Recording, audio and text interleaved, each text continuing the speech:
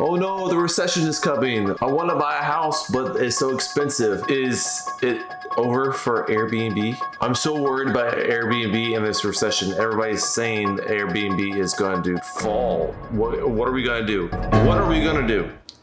What's up, YouTube? It's Urban Smith. Today we're going to talk about some things you need to do during the recession to make sure that your Airbnb business is covered. So you may be asking yourself, what's a recession and how's it going to affect a short-term rental host like yourself? You're going to hate it. So if you look up the definition of a recession, it's a short period of time, or hopefully a short period of time, of when the economic spending is not at its high. So what that means is people are holding on to their money. It's a seller's market, not a buyer's market. So how's it going to affect you as a short-term rental? Obviously, people are not going to be going to your vacation spots, to your short-term rental home and go on vacation. So you're going to see a decrease in vacation stays, travel, you're going to see a decrease. And on the economic side, you're going to see a lot of the homes decrease in price-wise due to the fact that a lot of people want to get out of these homes. And so they're going to lower the price down.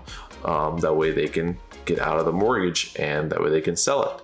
So depending on what side of the coin you are, it could be a good thing during a recession or it could be a bad thing in a recession. So we're looking into starting some short-term rentals. So it's a good thing as far as wanting to go buy a home and flip it to a STR.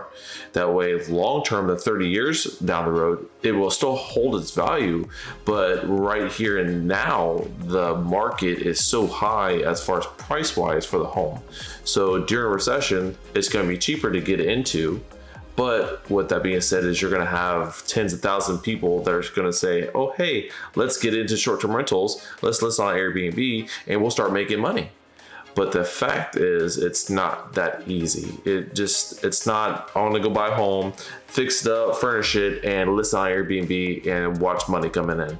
It's a lot more work, a lot more effort that you need to put into the home to list it as far as professional photos. Or is it all match, not a Facebook marketplace short-term rental look and stay. You threw it together last minute and it's like, boom, look, we're all here. Let's start making money. What they don't understand is that I bought the stuff to impress potential clients. So business related, right? So let's get to this top 6 things on how you can survive the recession as a short-term host on Airbnb.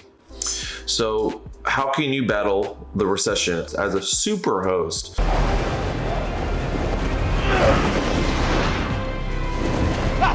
Number 1 is going to be buy unique stays. And what I mean by that is don't buy a residential neighborhood home. That's not a unique stay. Unique stay is going to be a glamping. You know, go set up a tent on 10 acres and that way they can enjoy the outdoors. It's something different. A lot of people are still going to be going on vacation during the recession. Vacation will always be here. If you want to go on a unique stay, not into a residential home where you stay in a neighborhood, glamping is going to be part of your number 1 thing, just due to the fact that it's different. You know, everybody goes camping and glamping is just the new bougie style. Buy unique stays, glamping, tree homes, tiny homes, a unique stay that's not normal in a neighborhood area. The number 2 thing that you need to do during the recession for your short-term rentals, and if you're looking to buy during the recession, make sure you invest into national parks, somewhere around a national park. You don't have to advertise for this national park. You got Big Bend. We're in Texas, so Austin is huge when it comes to the national parks. Just the scenery and everything in Austin. You had a flood of Airbnb new hosts in Austin. So national parks is going to be your number 2. Make sure you invest around national parks just due to the fact that you won't have to advertise for the national park. People are going to be drawn naturally and your home is just going to be sitting there waiting and say, hey, come stay with me.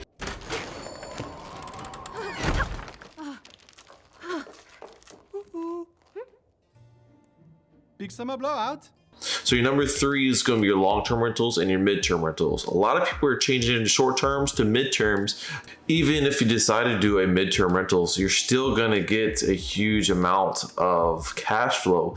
Right now is the perfect time to buy, and a lot of people are moving into those midterms. They can't afford a brand new house. They can't afford the 3.5%, the 5%, the 10% down on a $350,000 house. You're still going to get a good amount of cash flow. It's just not going to be as good as a short-term rental, renting it every weekend, 19 days out of the week. If we did the math right, let's say your mortgage is, let me get to a calculator, should have been more prepared. Let's say your mortgage is $1,900, for a full month, and you rented it at 60% of the year. That's 219 days of the year divided by 12. So you got 18.25. So let's say you rented it out 18 days out of the month at $155. The total is $2,790. So you take that $1,800, or was it $1,700? You're still cashing out at $990 every month. Times that by 12, your cash on cash return is $11,880 without all your taxes and stuff that Airbnb takes out. So that's short term. You may not get that as a short term, but transition it to a midterm rentals and maybe profit $300, $400 a month. You're still getting a huge amount on, instead of owing or paying for your mortgage, you're getting these people to pay the mortgage for you. So you can always change it back to a short-term rental later on in time. So why not just change it to a midterm? That way you're more comfortable during the recession, and then when things get spiked back up as far as vacation gets more hot and a lot more people are spending the money, transition it back to a short-term rental. You have the power to change it from a long-term to a midterm to short-term rental.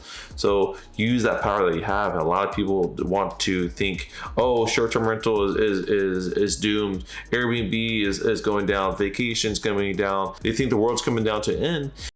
Hold it, boy. It's not the end of the world. Yes. And they want to get out. They're trying to sell the house. They're trying to, they're worried about their Airbnb not profiting. Relax. You're fine. Transition it from a short term to midterm.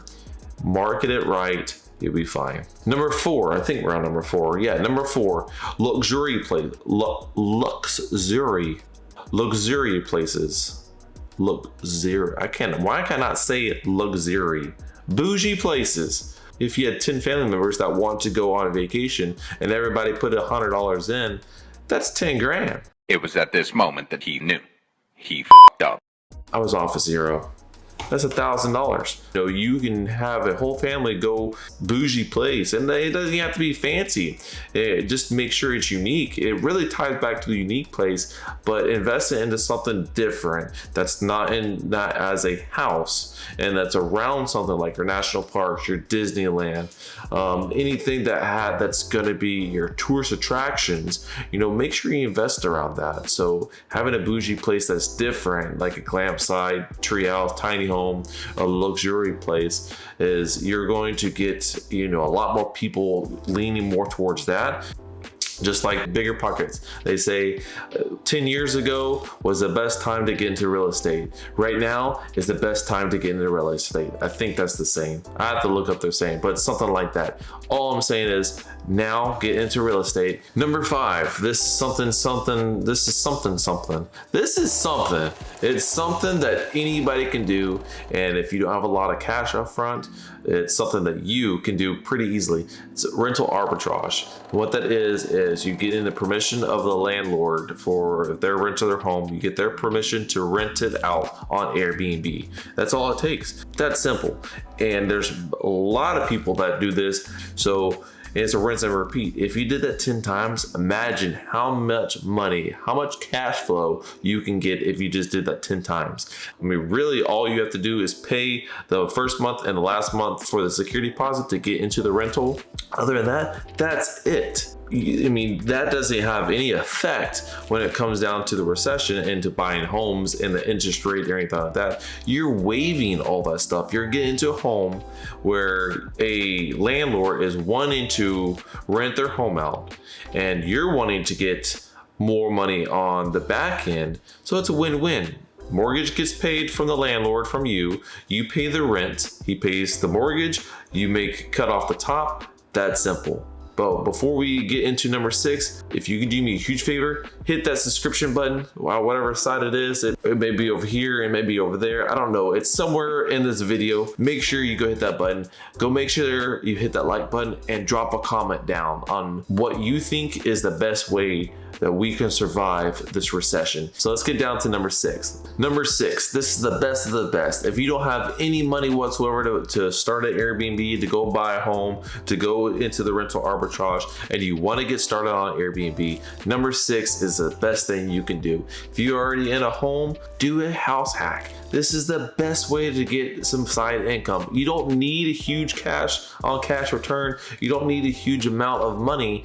Let's say your mortgage is $1,500 and you had 2 bedrooms that are literally sitting there collecting dust. House hacked it and at $500 each room. That's $1,000. You're pretty much split your mortgage into thirds, $500, $500, $500. You're saving $1,000 every single month. House hacking is the best advice I can give you to do if you want to get into Airbnb as quickly as possible, as little as no money down whatsoever. That sounds like an ad.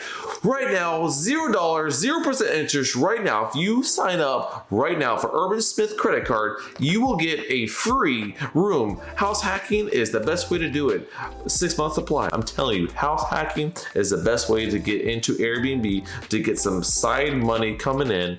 And if you own a home, if you own some land, go slap a house on it. Go slap a little tiny house, a glamping site on it. You're now land hacking. It's the same thing as house hacking, but now you're flipping it, doing land hacking. I just gave you 7. That's your bonus right now. Bonus tip, land hack. So land hacking, house hacking, that's the best way to get into it with $0. Literally, you don't have to put up anything. You already have the house, you already have the rooms. Just go put the rooms on Airbnb. So house hacking, land hacking, get into it. That's the easiest way to get money.